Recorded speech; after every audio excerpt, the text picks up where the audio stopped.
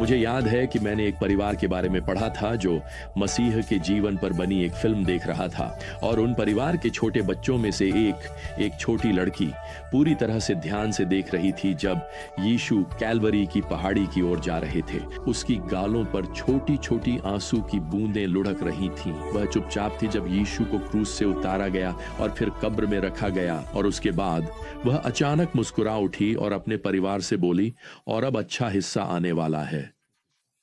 ओह, तो मैं आपको बता दूं, हाँ, बिल्कुल ऐसा ही है। आज हम पुनरुत्थान रविवार में प्रवेश कर रहे हैं। सभी चारों सुसमाचार हमें अलग अलग विवरण देते हैं और आगे क्या होने वाला है इसकी पूरी तस्वीर पाने के लिए हमें इन चारों विवरणों की जरूरत होगी। मत्ती 28, मरकुस 16 और लूका 24 हमें बताते हैं कि एक समूह की महिलाएं रविवार सुबह जल्दी उठती हैं और यीशु के शरीर पर सुगंधित वस्तुएं चढ़ाने के लिए कब्र की ओर जाती हैं। इस समूह में मरियम मगदलीनी, मरियम जो याकूब की माता हैं, सलोमी और अन्य कुछ अनाम महिलाएं भी शामिल हैं। अब जब वे रास्ते पर जल्दी जल्दी जा रही हैं तो उन्होंने हर बात के बारे में सच में नहीं सोचा है।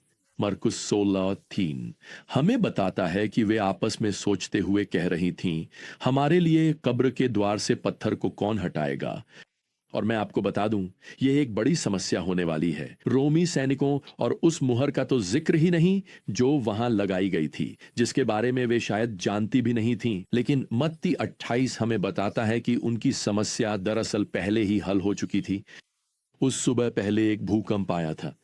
पद 2 हमें बताता है एक बड़ा भूकंप आया क्योंकि प्रभु का एक स्वर्गदूत स्वर्ग से उतरा और आकर पत्थर को लुढ़का दिया और उस पर बैठ गया। उसका रूप बिजली के समान था और उसके वस्त्र बर्फ के समान श्वेत थे और उसके डर से पहरेदार कांप उठे और मरे हुए जैसे हो गए। जब तक महिलाएं वहां पहुंची तब तक पहरेदार शायद होश में आ चुके थे और वे वहां से भाग चुके थे। अब पत्थर कोई बाधा नहीं रहा। वास्तव में लूका और यूहन्ना दोनों ही कब्र से पत्थर के लुढ़काए जाने का उल्लेख करते हैं। यह अपनी खांचे से बाहर है। ऐसा लगता है जैसे इसे उठाकर कब्र से दूर फेंक दिया गया हो, जैसे कि वह एक छोटी सी कंचे जैसी चीज हो। और प्रियजनों, यह पत्थर इसलिए नहीं लुढ़काया गया था कि यीशु बाहर आ सकें, बल्कि इसलिए कि बाकी सब लोग अंदर आ सकें। अब मुझे यह अद्भुत लगता है कि उन दिनों जब महिलाओं को अदालत में गवाही देने की भी अनुमति नहीं थी, तब परमेश्वर ने उन्हें अपने पुत्र के पुनरुत्थान की पहली गवाही देने के लिए चुना। शायद इसका कारण यह है कि वे साहसी महिलाएं थीं। मुझे आपको बताना है, इस समय सारे पुरुष तो छुपे हुए हैं। ये महिलाएं बाहर जा रही हैं। वे उसके शरीर का अभिषेक करने जा रही हैं। खैर, जैसे ही वे वहां पहुंचती हैं, तुरंत ही यह स्पष्ट हो जाता है कि कुछ असामान्य हुआ है। अब यूहन्ना 20:2 हमें बताता है कि जैसे ही उन्होंने पत्थर को इस तरह हटाया हुआ देखा, मरियम मगदलीनी तुरंत शिष्यों को बताने के लिए दौड़ पड़ी। बाकी महिलाएं कब्र के अंदर जाती हैं, लेकिन वहां यीशु नहीं है। हालांकि वहां कोई और है। मरकुस 16 एक स्वर्गदूत का वर्णन करता है जो उस कब्र के अंदर एक जवान आदमी के रूप में है।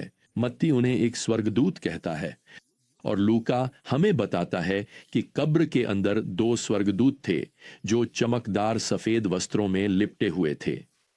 अब उन स्वर्गदूतों में से केवल एक ही बोलता है। यहां मत्ती 28:5 में स्वर्गदूत कहता है, डरो मत, क्योंकि मैं जानता हूं कि तुम यीशु को ढूंढ रहे हो जिसे क्रूस पर चढ़ाया गया था। वह यहां नहीं है, क्योंकि वह जी उठा है जैसा उसने कहा था। आओ वह स्थान देखो जहां वह रखा गया था। अब इसके साथ ही स्वर्गदूत इन महिलाओं को एक कार्य सौंपते हैं। पद 7, जल्दी जाओ और उसके चेलों से कहो कि वह मरे हुओं में से जी उठा है, और देखो वह तुमसे पहले गलील जा रहा है, वहां तुम उसे देखोगे। आप कल्पना कर सकते हैं कि ये महिलाएं कब्र से दौड़ती हुई खबर सुनाने जा रही हैं। मरकुस का सुसमाचार लिखता है कि वे कांपने और आश्चर्य से भर गई थीं। मरकुस 16:8 जब वे चेलों को यह अद्भुत समाचार सुनाने के लिए दौड़ रही थीं कि यीशु जीवित है, तो उनके दिल भी उतनी ही तेजी से धड़क रहे थे जितनी तेजी से उनके पैर चल रहे थे। वैसे प्रियजनों, आज हमें भी वही कार्य सौंपा गया है, अपने संसार को बताना कि यीशु जीवित हैं। मुझे ऐसा लगता है कि आज की कलीसिया इस समाचार के साथ आगे दौड़ने के बजाय बस धीरे धीरे चल रही है। अब यूहन्ना का सुसमाचार यहां यह जोड़ता है कि मरियम मगदलीनी, जो कब्र से स्वर्गदूतों का संदेश सुने बिना ही चली गई थी, वह पतरस और यूहन्ना के पास दौड़ती है। वह पहले ही अपने निष्कर्ष निकाल चुकी है। वह यहां अध्याय 20:2 में कहती है, वे प्रभु को कब्र से निकाल ले गए हैं और हमें नहीं पता कि उन्होंने उसे कहां रखा है। दूसरे शब्दों में, यीशु का शरीर या तो उन रोमी सैनिकों ने चुरा लिया है या शायद यहूदी नेताओं ने, किसी ने उन्हें वहां से हटा दिया है। अब इसके साथ ही पतरस और यूहन्ना अपनी ही दौड़ कब्र की ओर शुरू कर देते हैं। यूहन्ना छोटा है, जाहिर है तेज भी है, और वह सबसे पहले पहुंचता है। पद 5 में लिखा है, और झुककर उसने देखा कि कफन वहीं पड़ा है, पर वह अंदर नहीं गया। फिर पतरस पहुंचता है, वह शायद हांफते हुए आया है। पद 6 में वह यूहन्ना को पीछे छोड़ते हुए सीधे अंदर चला जाता है, और फिर यूहन्ना भी उसके पीछे जाता है। मरियम मगदलीनी सही थी, यीशु का शरीर गायब है, लेकिन दो चीजें उनका ध्यान आकर्षित करती हैं।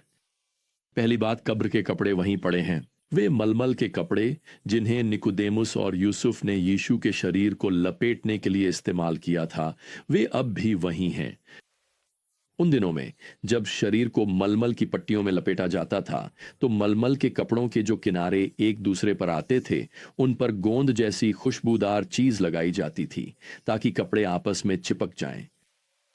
यूहन्ना का सुसमाचार हमें यह विवरण देता है कि यह मलमल का कफन पट्टियों से बना था। फिर से हम जानते हैं कि इसमें 75 पाउंड गोंद जैसी खुशबूदार चीजें मिली हुई थीं। यह यूहन्ना अध्याय 29 है। तो अंत में परिणाम कुछ वैसा ही दिखता था जैसा आपने शायद मिस्र की मम्मियों की तस्वीरों में देखा होगा। फिर जैसा कि हमें यहां बताया गया है, एक और कपड़ा चेहरे और सिर को ढकने के लिए इस्तेमाल किया गया था। 3 दिन और 3 रातों के बाद वे खुशबूदार चीजें सख्त होने लगी होंगी। तो जब शिष्य कब्र में दाखिल हुए, तो वे तुरंत इन मलमल की पट्टियों को उनकी तहों में देखकर चौंक गए। सुनिए, दूसरे शब्दों में मलमल की पट्टियां अभी भी उसी शरीर के आकार में हैं जिसे वे पहले लपेटे हुए थीं। बस अब वे थोड़ी सी अंदर की ओर धंसी हुई हैं, क्योंकि शरीर वहां से जा चुका है। सोचिए, अगर आप उस समय कब्र में होते जब यीशु का शरीर मृतकों में से जीवित किया गया, तो क्या आप यीशु को हिलते डुलते उठने की कोशिश करते और फिर आप जानते हैं उन मलमल की कफन पट्टियों को खोलते हुए देखते? नहीं। अगर ऐसा हुआ होता तो ये पट्टियां फट जाती और कब्र के अंदर हर जगह बिखरी होती। लेकिन ये मलमल की पट्टियां अभी भी वहीं पड़ी हैं, सब आपस में जुड़ी हुई, जैसे तितली के उड़ जाने के बाद खाली कोया रह जाता है। अब यहां यूहन्ना अध्याय 20 की पहली आयत में हमें बताया गया है कि मरियम मगदलीनी आई और उसने देखा कि पत्थर हटाया जा चुका है। देखने या देखना के लिए यूनानी शब्द व्लेपो था। यह शारीरिक दृष्टि के लिए सामान्य क्रिया है। उसने कभी वास्तव में यह नहीं सोचा कि पत्थर का कंकड़ की तरह एक ओर फेंका जाना क्या मायने रखता है। पतरस कब्र में जाता है और 6ठी आयत हमें बताती है कि उसने मलमल के कपड़े वहां पड़े हुए देखे। इस यूनानी शब्द का नाम थियोरेओ है, जिससे हमें थियोराइज, सिद्धांत बनाना शब्द मिलता है। दूसरे शब्दों में पतरस इस दृश्य को देखता है, वह उलझन में है। वह यह समझने की कोशिश कर रहा है कि आखिर हुआ क्या है। लेकिन जब यूहन्ना कब्र में प्रवेश करता है, तो 8वीं आयत कहती है कि उसने देखा और विश्वास किया। यहां देखना के लिए यूनानी क्रिया होराउ है, जिसका अर्थ है समझ के साथ देखना। दूसरे शब्दों में यूहन्ना तुरंत ही सब कुछ जोड़ लेता है। उसने इन खाली मलमल के कपड़ों का अर्थ सही ढंग से समझ लिया है। आज भी लोग इस खाली कब्र की खबर सुनते हैं और मैं आपको बताऊं, ज्यादातर लोग इसके मायने के बारे में सोचना नहीं चाहते। कुछ लोग इसे देखते हैं और यह समझने की बजाय कोई ना कोई सिद्धांत गढ़ने की कोशिश करते हैं कि क्या हुआ, लेकिन अन्य लोग जैसे यूहन्ना इसे देखते हैं और इसका अर्थ समझ जाते हैं। तो यूहन्ना पहला शिष्य है जिसने विश्वास किया कि यीशु सचमुच जीवित हैं। तो आप क्या सोचते हैं? जैसे उस छोटी लड़की ने अपने परिवार से कहा था, अब सबसे अच्छा हिस्सा आने वाला है। ओह हाँ, यह सबसे अच्छा हिस्सा है। यही सुसमाचार का मूल है। यीशु सचमुच जी उठे हैं।